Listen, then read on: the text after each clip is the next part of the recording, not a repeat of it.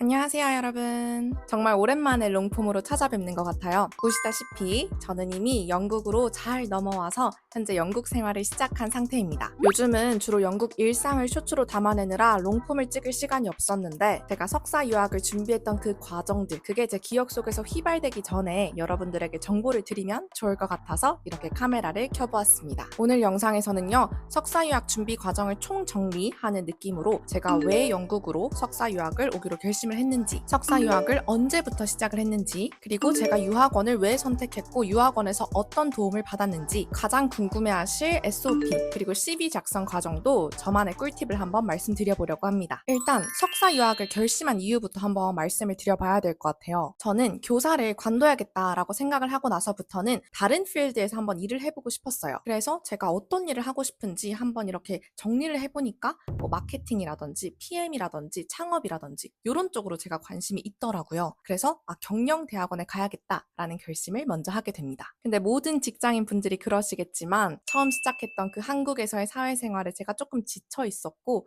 그리고 코로나 학번이라서 교환학생도 가지 못해가지고 약간 해외 생활에 대한 갈망도 있는 상태였거든요. 그래서 자연스럽게 해외 석사 과정으로 눈을 돌리게 되었는데, 영국이 영어권 국가이면서 유럽에 있으면서 그리고 석사 과정도 딱 1년 이라서 여러 조건들이 저한테 딱 맞는 곳이었어요. 그래서 저는 어떻게 준비해야 하나 하다가 바로 대구에 있는 EDM 유학센터로 찾아갔습니다. EDM이 영국 유학 전문이라는 소식을 들어가지고 저는 그냥 고민 없이 바로 EDM으로 갔었던 것 같아요. 그리고 이제 학교를 정해야 하잖아요. 근데 영국 석사 과정은 1년이다 보니까 중도 포기자가 꽤 많다고 들었거든요. 그래서 저는 비싼 돈과 그리고 소중한 시간을 들여서 가는 건데 중도 포기만은 절대 하고 싶지 않았단 말이죠. 그래서 최대한 제 몸과 마음을 다 챙기면서 공부할 수 있는 곳으로 가야겠다라고 생각을 해서 살고 싶은 도시를 먼저 한번 정해봤어요. 지금도 환율이 거의 1,880원 정도로 높긴 하지만 제가 처음 유학 준비를 했을 때는 파운드 환율이 1,900원이었거든요. 런던은 바로 제외를 했고요. 런던 다음으로 큰 도시 중에 하나인 맨체스터를 제 일지망으로 정하게 됩니다. 이게 조금 웃길 수 있는데 제가 이렇게 직접 영국에서 살아보니까 정말 중요한 고려 사항이었구나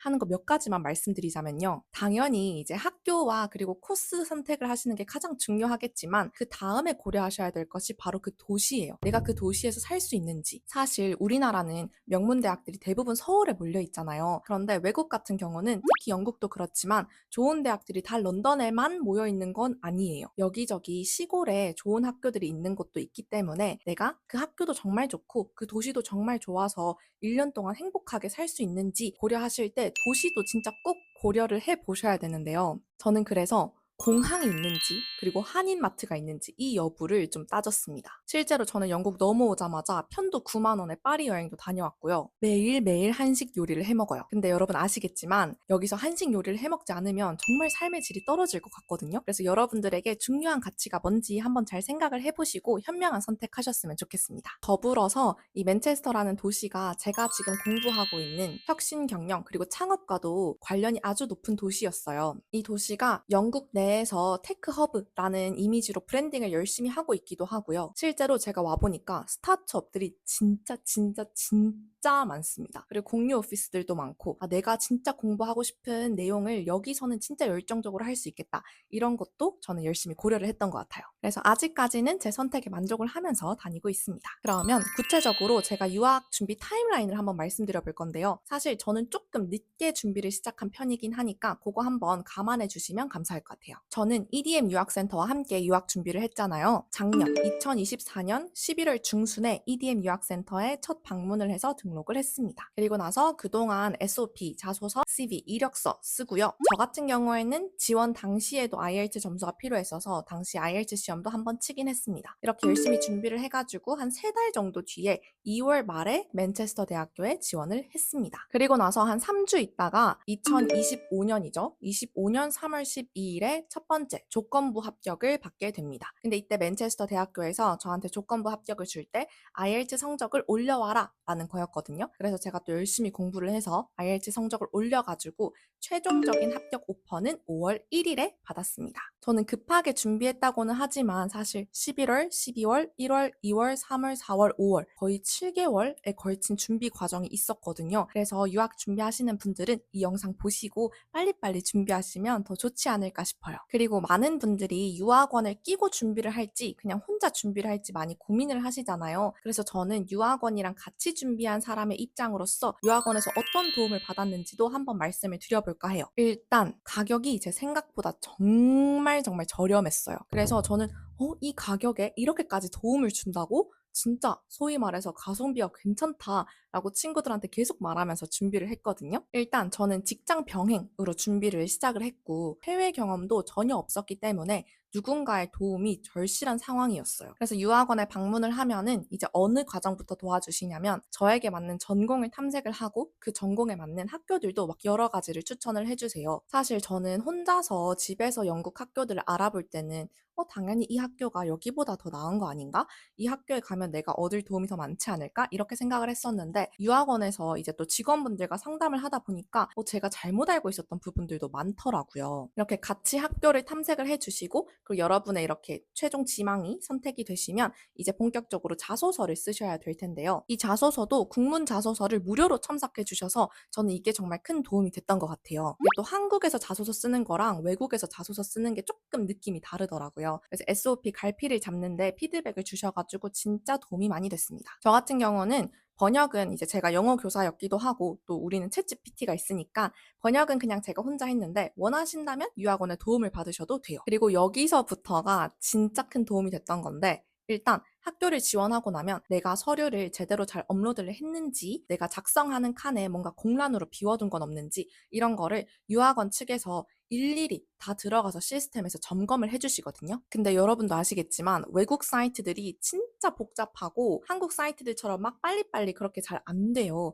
그래서 되게 답답하고 신청하고 나서도 불안한 경우가 많은데 이렇게 더블 체크를 해주시니까 저는 되게 안정감이 많이 들었습니다. 가장 중요한 거는 비자 신청까지 도와주신다는 점이에요. 비자 신청할 때 작성해야 될 것도 진짜 많고 그리고 저는 지방 사람이라서 서울도 몇 번 왔다 갔다 해야 했고 정말 머리 아프고 복잡했었는데 EDM 유학센터와 함께 하니까 센터에서 주시는 질문지에 제가 답변만 보내드리면은 비자 센터를 방문하는 그 방문 예약까지 도와주셔서 저는 비교적 정말 수월하게 비자 과정을 다 끝냈던 것 같습니다. 그래서 저는 제 친구들이 물어봐도 항상 웬만하면은 유학원에 한번 가봐라 이렇게 이야기를 하거든요. 그래서 EDM 유학센터와 함께하면 이런 도움 받으실 수 있다는 거 짧게 설명드렸습니다. 그러면 제 준비 과정에 대해서 한번 이야기를 해볼까 하는데요. 가장 중요한 게 SOP랑 CV 아니겠습니까? 일단 교수님들 눈에 내가 뜰 수 있게 하나의 테마를 정해야 돼요. 먼저 SOP부터 말씀을 드리자면 저는 학부 때는 사범대를 나왔고 제 사회 경력은 대부분 교직 생활이고